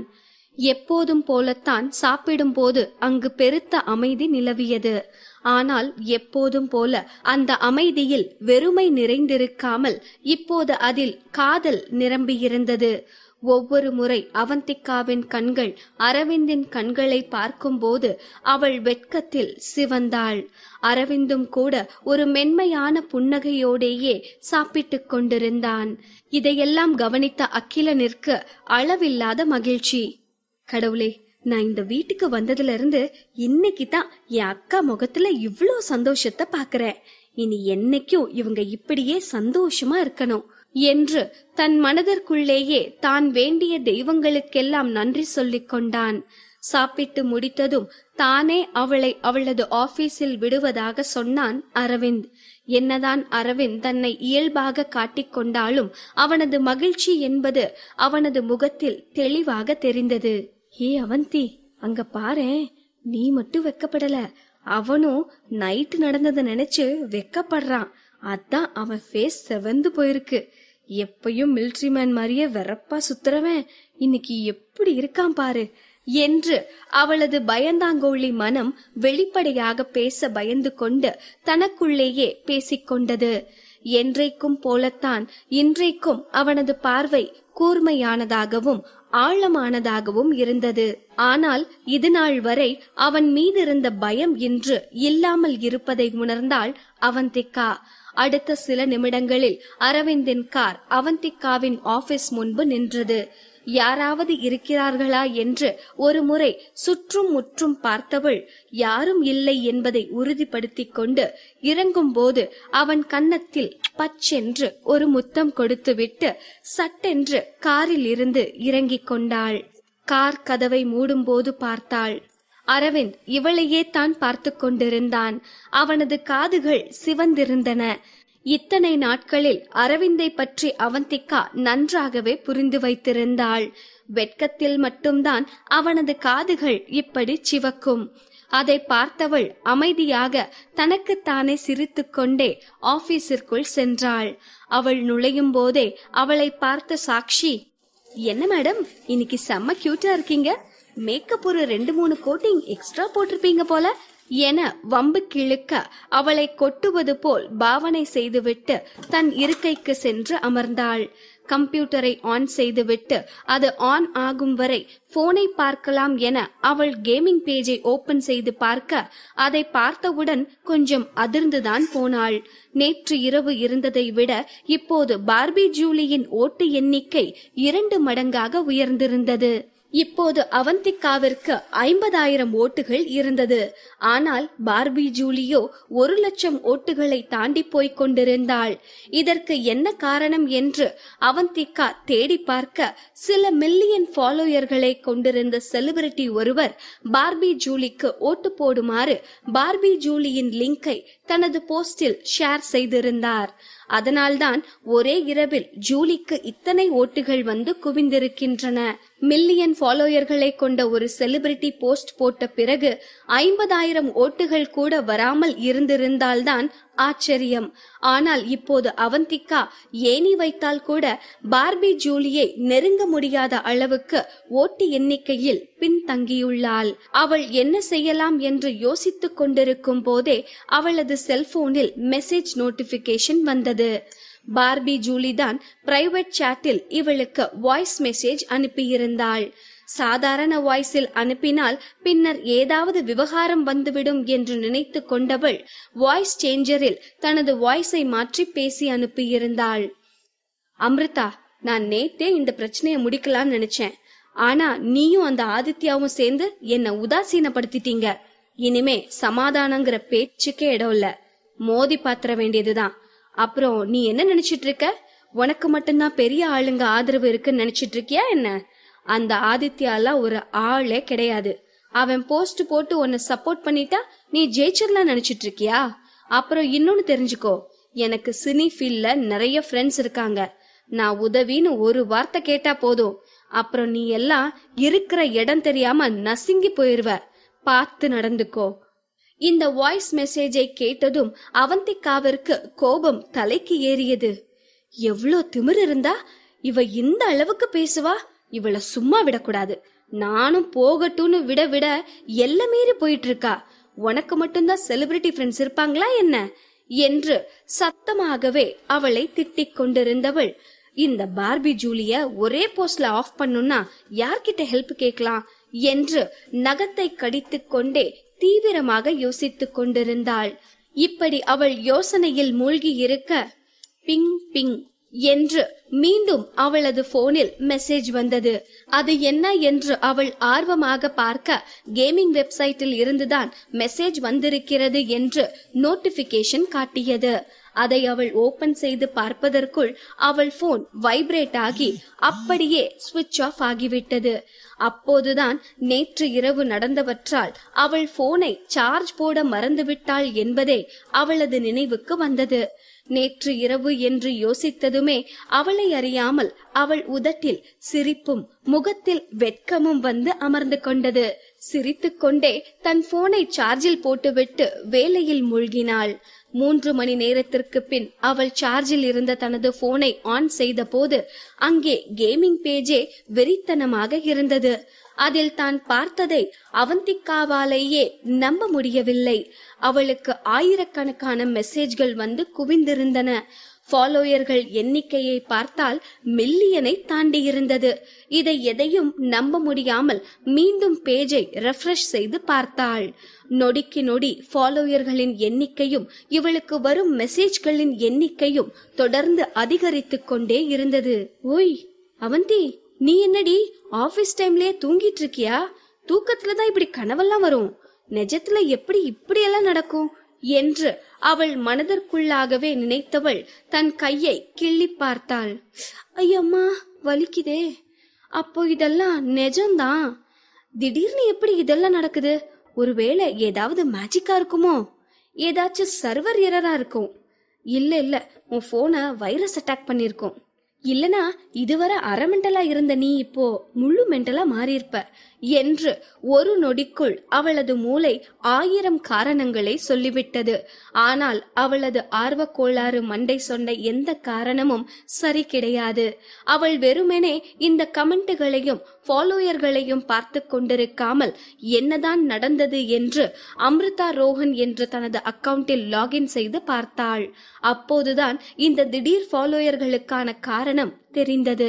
அதை பார்த்ததும் அவந்திகா ஸ்தம்பித்து போனாள். இந்தியாவே தலையில் தூக்கி வைத்து கொண்டாடும் ஒரு மிகப்பெரிய நடிகன் எனது ரோல் மாடலான அம்ரிதா ரோஹனுக்கு சப்போர்ட் செய்யுங்கள் என்று போஸ்ட் போட்டிருந்தான். அது வேறு யாரும் அல்ல, அரவிந்தான். அரவிந்தின் இந்த போஸ்டிற்கு பிறகுதான் அவந்திகாவிற்கு இத்தனை ஃபாலோயர்கள் குவிந்து கொண்டிருந்தார்கள். அவந்தி, உன் கண்ணுல எதுவும் பிரச்சனை வந்திருக்கும்னு நினைக்கிறேன். அதுவும் இந்த மனசு பைய சும்மாவா இருக்கான்?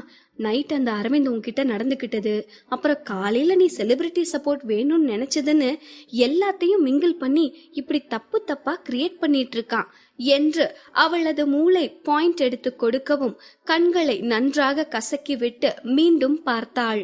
அவள் பார்த்தது உண்மைதான். அரவிந்த் தான் அவந்திகாவிற்கு சப்போர்ட்டாக போஸ்ட் போட்டிருந்தான். அரவிந்திற்கு ஆன்லைன் கேமிங்கில் ஆர்வம் உள்ளது என்று அனைவருக்குமே தெரிந்ததுதான். ஆனால் அவன் கேமிங் வெப்சைட்டில் அக்கவுண்ட் வைத்திருக்கிறான் என்று அவந்திகாவிற்கு இப்போதுதான் தெரியும். வெறித்தனமான ரசிகையா இருந்து மட்டும் என்ன பண்றது? இந்த சின்ன விஷயத்தை நோட் பண்ணாம விட்டுட்டியேடி என் மக்கு அவந்திகா என்று தன்னைத்தானே திட்டிக் கொண்டவள் அரவிந்தின் ப்ரொஃபைலிற்கு சென்று பார்த்தாள். அரவிந்த் ஒன்றும் அதிகமாக போஸ்ட் போட்டிருக்கவில்லை. ஆடிக்கொரு முறை அமாவாசைக்கு ஒரு முறை என்பது போல் ரேராகத்தான் போஸ்ட் போட்டிருந்தான்.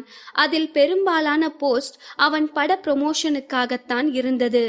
ஆனாலும் அவனுக்கு 10 மில்லியனுக்கும் அதிகமான ஃபாலோயர்கள் இருந்தார்கள். அதனால்தான் அரவிந்த் போஸ்ட் போட்டு 1 மணி நேரம் கூட இன்னும் முழுதாக முடியவில்லை. அதற்குள்ளாக அது வெறித்தனமாக ஸ்ப்ரெட் ஆவது மட்டுமல்லாமல் ஃபேஸ்புக், வாட்ஸ்அப் ஸ்டேட்டஸ், ட்விட்டர் என்று மற்ற சோசியல் மீடியாக்களிலும் ட்ரெண்டிங் ஆகி கொண்டிருந்தது. அதற்குள்ளாக சில யூடியூபர்கள் அம்ரிதா ரோஹன் தான் அரவிந்தின் மனைவி என்று வீடியோவெல்லாம் அப்லோட் செய்து விட்டார்கள். இதற்கெல்லாம் ஹைலைட்டாய் ஒரு நியூஸ் சேனலில் யார் இந்த அம்ரிதா ரோஹன் என்று கவர் ஸ்டோரியே போட்டுக் கொண்டிருந்தார்கள். என்னதான் ரிப்போர்ட்டராக இருந்தாலும், அரவிந்தின் வெறித்தனமான ரசிகையாக இருந்தாலும், அரவிந்தின் சாதாரண ஒரு போஸ்ட் இவ்வளவு வைரல் ஆகுமா என்று அவந்திகாவே திகைத்துத்தான் போனாள். ஏ அவந்திகா, இப்போல்லாம் நீ மக்கு மாங்கா மாதிரியே யோசிக்கிற. ரொனால்டோ ஒரு பாட்டில தள்ளி வச்சதுக்கே கூல்ட்ரிங்க்ஸ் கம்பெனிக்கெல்லாம் மில்லியன் கணக்குல லாஸ் வரும்னா, நம்ம அரவிந்த் மட்டும் லேசுப்பட்டவனா என்ன? உலக அளவுல இல்லனாலும் இந்தியாவுல அவன் ஒரு சூப்பர் ஸ்டார் தான். அப்படி இருக்கேல இதெல்லாம் சாதாரணம் என்று அவளது மூளையே அவளுக்கு எடுத்து சொல்லி புரிய வைத்தது. இவ்வளவு செல்வாக்கு உள்ள அவன் சாதாரணமாக சொல்லி இருந்தாலே அவந்திகாவிற்கு ஃபாலோயர்கள் குவிந்திருப்பார்கள். இப்போது என் ரோல் மாடல் அம்ரிதா ரோஹன் என்று வேறு சொல்லிவிட்டான். இனி அவனது ரசிகர் படை செய்யும் வேலைகளை கேட்கவா வேண்டும்? அவன் போஸ்ட் போட்டு 1 மணி நேரத்திற்குள்ளாகவே இப்படி என்றால் இன்னும் நேரம் ஆக ஆக அவனது ரசிகர்கள் சர்வரையே ஹேங் செய்து விடுவார்கள் போல என்று பயந்து போனவள் அப்போதுதான் அரவிந்தின் ப்ரொஃபைலை நன்றாக கவனித்தாள். என்னதான் அவனை 10 மில்லியனுக்கும் மேற்பட்டோர் ஃபாலோ செய்திருந்தாலும் அவன் ஒரே ஒரு நபரை மட்டும்தான் ஃபாலோ செய்திருக்கிறான். அது வேறு யாரும் அல்ல, அம்ரிதா ரோஹன் தான். இப்போது அவள் எப்பேற்பட்ட சந்தோஷத்தில் இருக்கிறாள் என்பதை வெறும் வார்த்தைகளால் சொல்லிவிட முடியாது. அவளது ஒவ்வொரு செல்களும் துள்ளி குதித்து கொண்டிருந்தது. அவந்திகாவும் தான் ஆபீஸில் இருக்கிறோம் என்பதையே மறந்துவிட்டு சேரை விட்டு எழுந்தவள் தன் முகத்தை கைகளால் மூடிக்கொண்டு சிரித்து கொண்டிருந்தாள். அரவிந்த் தான் அவந்திகாவின் ரோல் மாடல். வெறும் வார்த்தைக்காக மட்டுமல்ல, 8 வருடத்திற்கு முன்னால் அவள் அனைத்தையும் இழந்து நம்பிக்கை இல்லாமல் நிர்கதியாக நின்றபோது அரவிந்தின் வார்த்தைகள்தான் அவளுக்கு ஒரு உத்வேகத்தை அளித்தது. இப்போது அவள் உயிர் வாழ்வதற்கே கூட அந்த வார்த்தைகள்தான் காரணமாக இருந்தது. அதனால் அவனை தன் மனதிற்குள் ஓர் உயர்ந்த பீடத்தில் வைத்திருக்கிறாள். என்னதான் இவர்களுக்கு திருமணம் ஆகியிருந்தாலும் அது ஒரு கான்ட்ராக்ட் திருமணம்தான். உலகத்திற்கு தெரியப்படுத்த முடியாத ஒரு ரகசிய வாழ்க்கை. ஆனால் இப்போது உலகிற்கே தெரியும்படி அம்ரிதா ரோஹன் தான் என் ரோல் மாடல் என்று அரவிந்த் சொல்லியிருக்கிறான். இது சாதாரண விஷயமா என்ன? அவந்திகாவிற்கு இப்போதே இந்த சந்தோஷத்தை யாரிடமாவது சொல்ல வேண்டும் போல் இருந்தது. ஆனால் அவள் யாரிடம் சொல்ல முடியும்? ஐயோ அவந்திகா, நீ ஒரு லக்கி ஃபில்லோடி. உலகத்துல யாரால தன்னோட ரோல் மாடலுக்கே ரோல் மாடலா இருக்க முடியும் என்று தனக்குத்தானே சொல்லிக் கொண்டவள் அவளே தன் கன்னங்களை கிள்ளி முத்தம் கொடுத்து கொண்டாள். அத்தோடு நில்லாமல் கைகள் இரண்டையும் மேலே தூக்கி ஏ என்று சொல்லிக்கொண்டே குதித்தாள். அந்த நேரம் பார்த்து இவளது ரூம் கதவு திறக்கப்பட்டது. அவந்திகா அப்படியே அதிர்ந்து போய் திரும்பி பார்க்க ரூம் வாசலில் தீக்ஷி இவளை விசித்திரமாக பார்த்து கொண்டிருந்தாள். அவளை பார்த்ததும் வசமா சிக்கிட்டோமே அவந்தி, சரி ஏதாவது உளருவோம் என்று நினைத்தவள் தொண்டையை செருமி சரி செய்து கொண்டவளாய், அது தீக்ஷி, நீ என்ன பைத்தியம்னு நினைச்சியா? ஐயோ, அவளே சும்மா இருந்தாலும் நாமளே பாயிண்ட் எடுத்து கொடுப்போம் போல இருக்கே என்று தான் சொன்னதை சரி செய்து, என்னடா இவ பைத்தியம் மாதிரி பண்ணிட்டு இருக்காளேன்னு நீ நினைச்சிருப்ப, ஆனா நான் பைத்தியம் இல்ல. ஐயோ அவந்தி, நீ மறுபடியும் உளறிட்டு தான் இருக்க என்று அவள் மூளை எச்சரிக்கை மணி எழுப்ப எதுவும் பேசாமல் சிரித்து கொண்டே நின்றாள். இவள் கோமாளித்தனங்களை பார்த்த தீக்ஷி சத்தமாகவே சிரித்தாள். என்னாச்சு மேடம், இன்னைக்கு எக்ஸசைஸ் பண்ண மறந்துட்டீங்களா என்று பாயிண்ட் எடுத்து கொடுக்கவும், ஆமா தீக்ஷி, லேட் ஆகிருச்சா, அதான் எக்ஸசைஸ் பண்ணல. இப்ப வேற உட்காந்தே இருக்கிறதுக்கு கை கால்லாம் புடிச்ச மாதிரி இருந்துச்சு, அதான் ஒரு சின்ன ஒர்க் அவுட் என்று எக்ஸசைஸ் செய்வது போல் கைகளை நீட்டி மடக்கி கொண்டிருந்தாள். இதை பார்த்ததும் பலமாக சிரித்த தீக்ஷி, மேம் என்னாச்சு, நீங்க ஏன் இப்படி குழந்தைத்தனமா ஃபன் பண்ணிட்டு இருக்கீங்க என்றாள். காதல் பைத்தியக்காரத்தனம் நிறைந்தது. எத்தனை பெரிய மேதையையும் காதல் கோமாளியாக்கும், எவ்வளவு பெரிய வீரனையும் காதல் குழந்தையாக்கும்.